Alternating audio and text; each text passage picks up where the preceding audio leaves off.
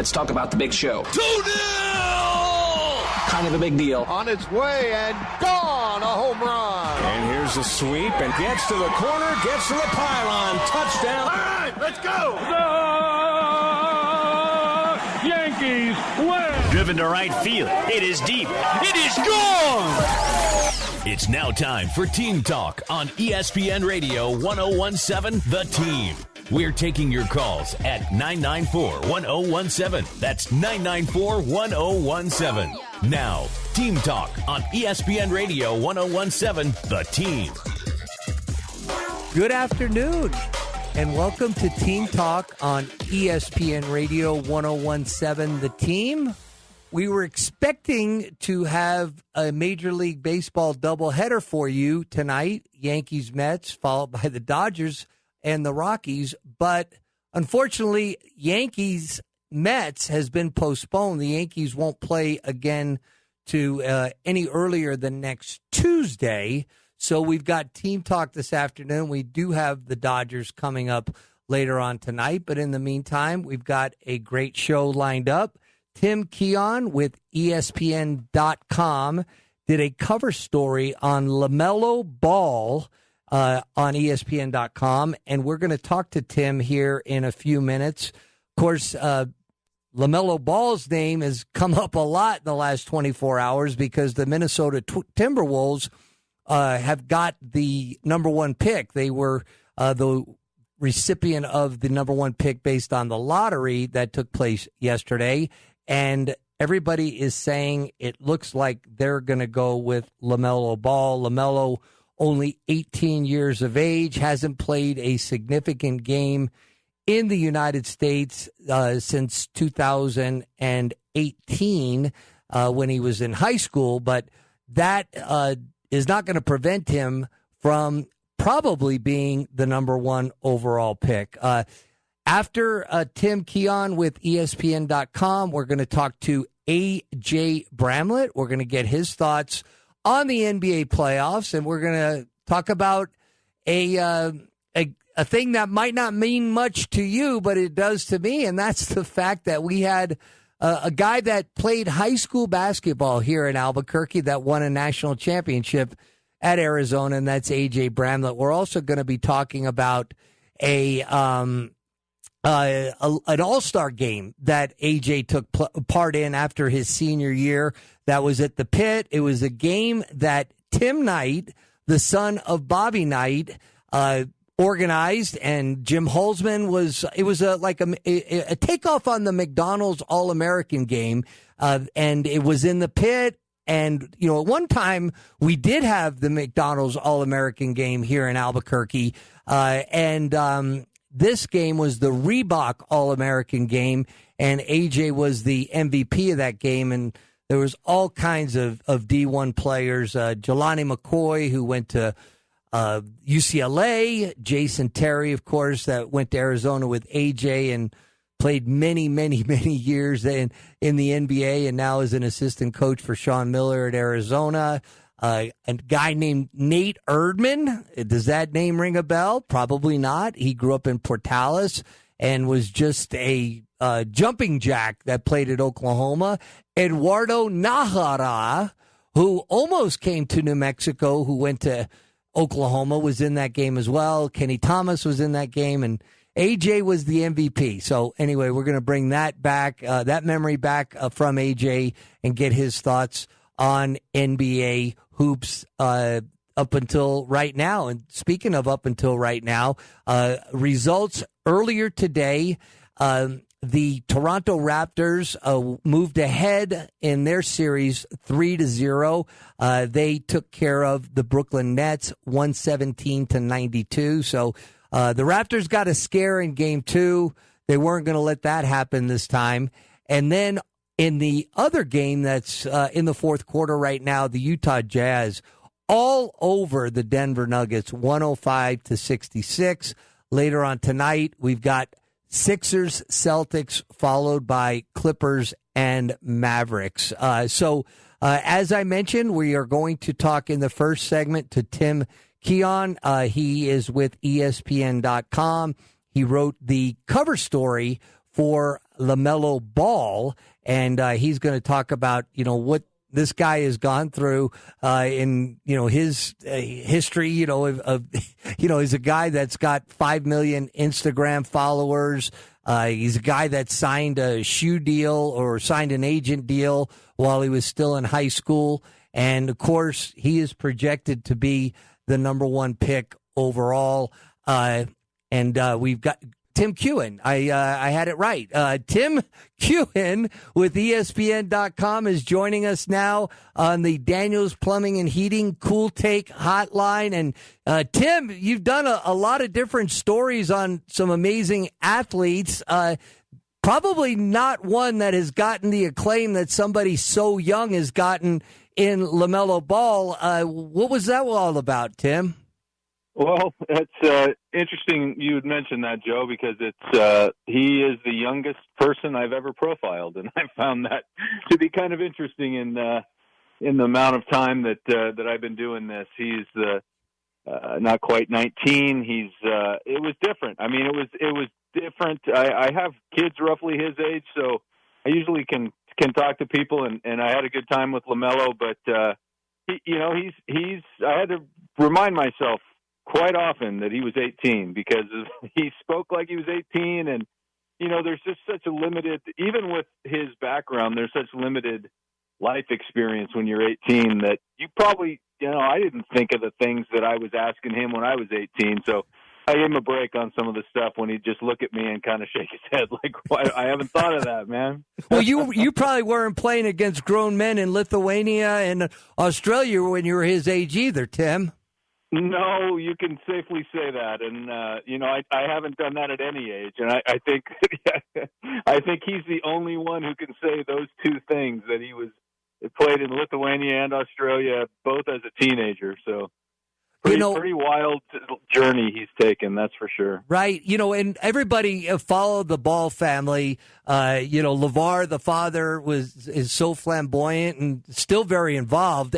And LaMelo was the youngest, and I always thought of him as kind of like the smaller of the brothers, but he's grown to 6'7" now, Tim. Yeah, he's actually the tallest of the brothers now, which is crazy because he sort of seeped into our consciousness when he was 12, 13. I mean, that was when Lonzo started breaking out and LeVar started breaking out, and that family became sort of the most notorious family in basketball, I guess you'd say. And he was little, his brothers give him a hard time because they say he couldn't dunk until he was a senior in high school, and they were both dunking in like 7th grade. So, he grew late, always had just these incredible skills, especially ball handling skills, which I think, in that regard, I think being little early helped him because right. He was never going to be, if he had been 6'7" in 8th grade, he probably wouldn't have been a point guard. So, the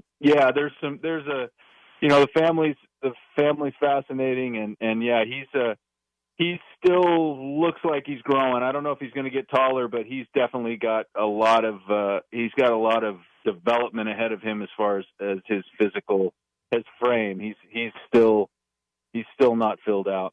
We're talking with Tim Keown with ESPN.com. He wrote the cover story about LaMelo Ball. You can read it at ESPN.com.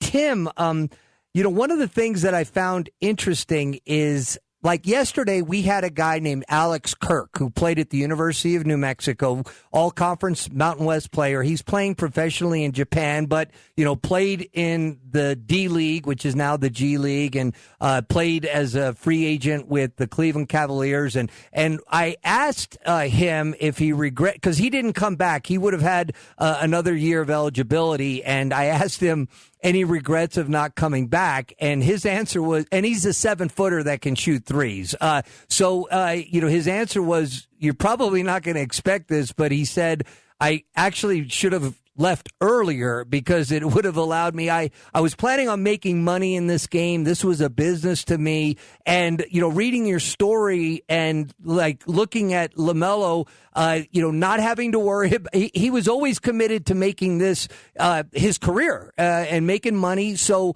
the way they look at it in the family is that the time that he could have spent trying to study chemistry and this, that, or the other, he's been honing his game, and quite likely he's going to be the number one overall pick, or at least in the top 3 to 5 in the NBA draft, and he'll never have to worry about anything financially the rest of his life. So it's hard to argue with this commitment that he's made to basketball, Tim. No, it is. At this point, it's very hard. You can't. I mean, and it's funny because for all the slings and arrows that have been sent LeVar's way, he's going to, on October 16th, he's going to have 2 sons in the NBA and another one who just came out of the G League and will probably latch on somewhere in that league to start as well. But, I guess the question is, yeah, it worked out, but where would he be if it hadn't? I mean, right, because he had an injury. He did, and it was minor, but yeah, I think that it scared them enough that they kind of shut him down after 12 games in Australia. Even after he had recovered, I think it was pretty much established that the only thing he could do by playing more was risk it. So, I mean, it's definitely the right choice for them, and it's interesting. There's going to be more people taking that route, I think, to just say, look, we don't need to go, play for some multimillionaire coach and run his boring half-court offense. Let's go play in this, the G League. They've got I'm not sure what the name of it is, like Rising Stars team or whatever. There's going to be opportunities to make money, and LaMelo is going to be at the forefront of starting that movement is his decision. And, the way that, the NBA would have been much better had he played in the G League last year. They could have marketed him, and instead he went to Australia and filled arenas there. Yeah, and signed with an agent in high school. Has over 5 million Instagram followers, I read. So if he avoids any injuries, he seems like he is in good shape. You mentioned his skills as a ball handler, and, he was signing autographs at age like 5, 6, 7 years old, which is really hard to even imagine. But the one part of his game that he needs to hone in on, and you mentioned that he really doesn't like to talk about it, and actually I wouldn't either, because it's it's his perimeter shooting, but that it's one of those things that he's going to work tirelessly to improve, but he does need to improve it. He's somewhere around 25, 26 from behind the 3-point arc, right, Tim? Yeah, in Australia he was, and he's been kind of a streaky shooter, but you're right. It's a hole in his game, and it's coming at a time when it's never been at more of a premium in the NBA. It's so valued. Right. We're talking with Tim Keown with ESPN.com. The ESPN.com cover story is on LaMelo Ball, and the timing couldn't have been any better to get you on, Tim, is because they did the lottery, and Minnesota's got the number 1 overall pick, and it's hard to imagine, because there's so many advantage to drafting, somebody with this kind of star power. From what you're hearing, Minnesota is more than likely going to take LaMelo? I think that it's sort of trending that way, and for part of what you just said, Joe, which is when you're a team that's rebuilding and you are looking to get some attention. I mean, you kind of have to throw position out of the mix. I mean, they have D'Angelo Russell, but LaMelo Ball is someone that will bring eyeballs to that team, and he is, on top of it, he is considered, I think, almost universally as the most talented player in this draft. He's not 7 feet like Wiseman. He maybe doesn't shoot as well as the kid from Georgia, but as far as potential and as right now talent, what he can bring, how his game can elevate other players, he's the guy. And I think that it would be hard for them to turn him down. Obviously had the Warriors gotten number one, it would have been a lot easier for them to go a different route. But I think Minnesota is a place that could really, say, hey, we're going to go with this guy and we're going to boost attendance and we're going to have, people caring about us again. Well, people can say what they want about his dad, LeVar, but, by all accounts, high character kid, LaMelo.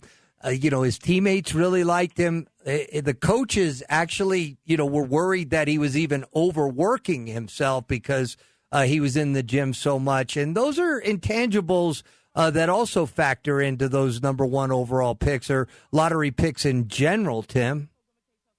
Very true, Joe. And I think that important thing to remember about LaMelo is that he completely changed the perception of him, because when he was in Lithuania, granted he was a child, but there were a lot of murmurings of him being spoiled and arrogant and didn't work hard. And that's no longer a talking point about LaMelo. He, especially in Australia, he went down there. He made a point to befriend his teammates, to make them better, to pass up shots, to give them shots, which is very important, as you know, at the pro level.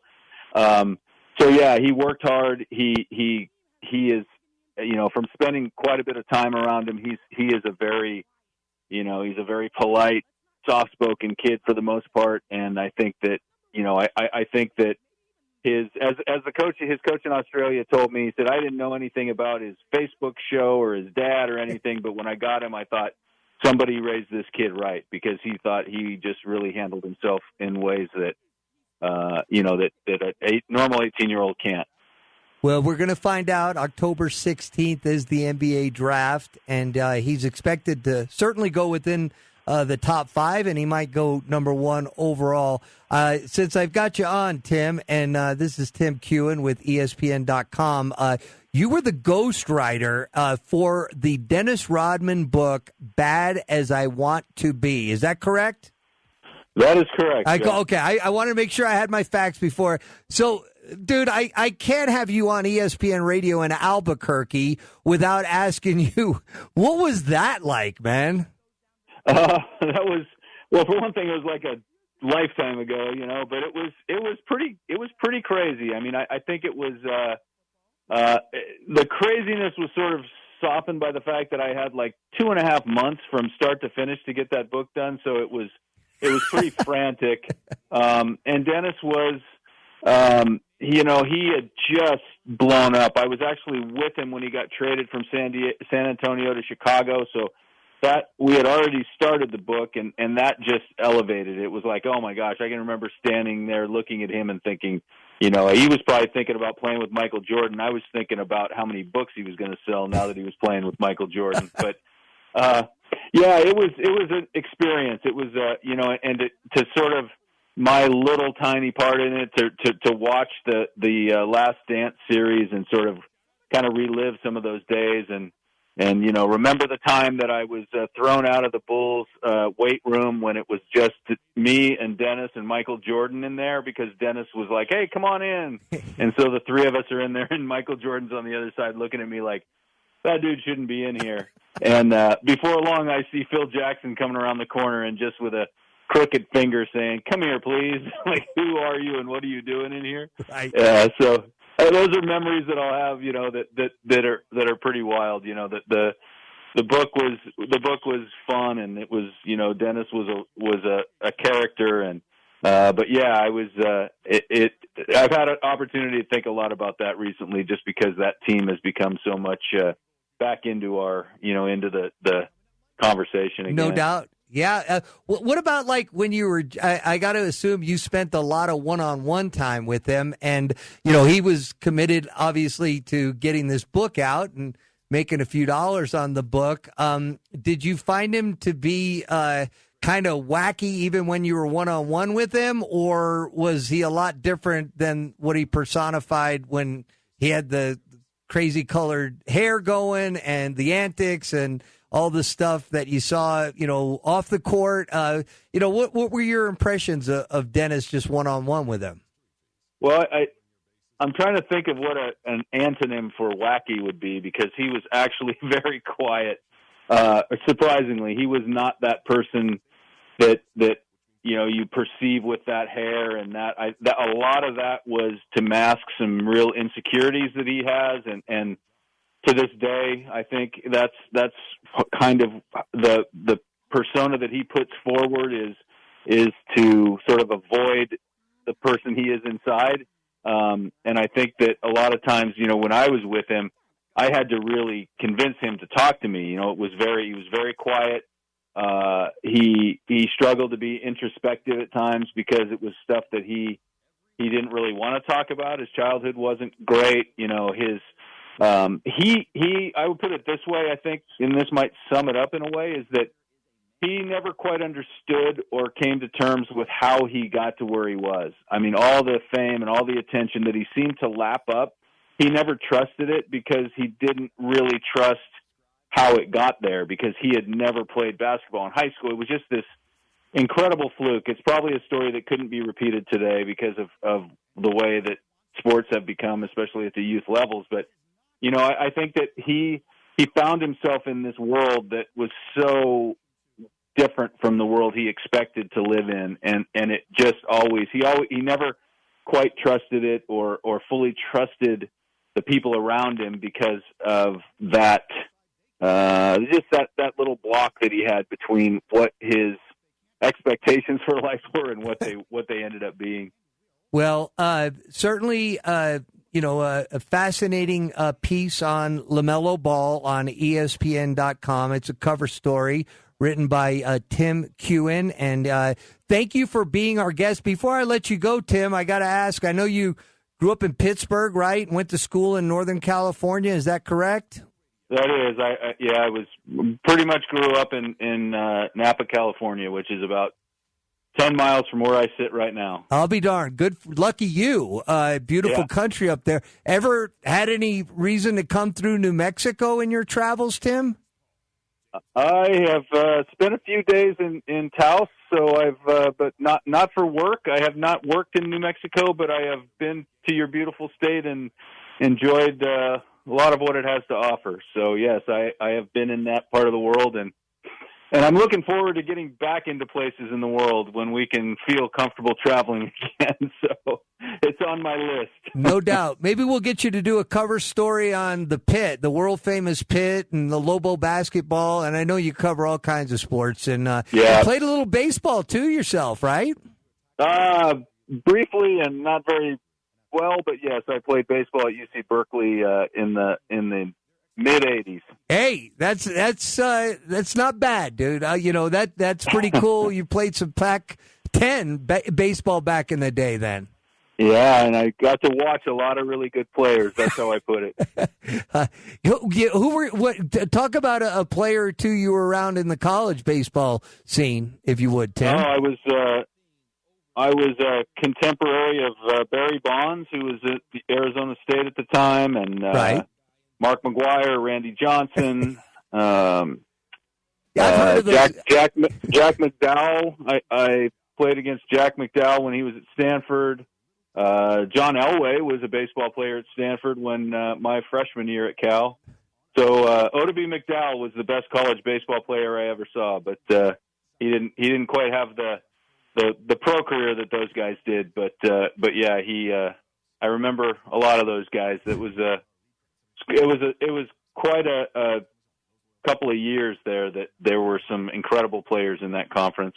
No doubt about it. Well, thank you so much for joining us. Hopefully you can get back to New Mexico, whether it's Taos or here in Albuquerque area or whatever. But I'm encouraging people to check out the story that you did on LaMelo Ball on ESPN.com.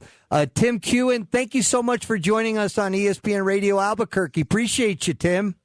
Yeah, I enjoyed it, Joe. Thank you. Oh, no, thank you. All right, when we come back, we're going to follow up on some other things, and then we're going to have just a quick segment, get A.J. Bramlett on, talk about the NBA playoffs and much more. You're listening to Team Talk on ESPN Radio 101.7, The Team.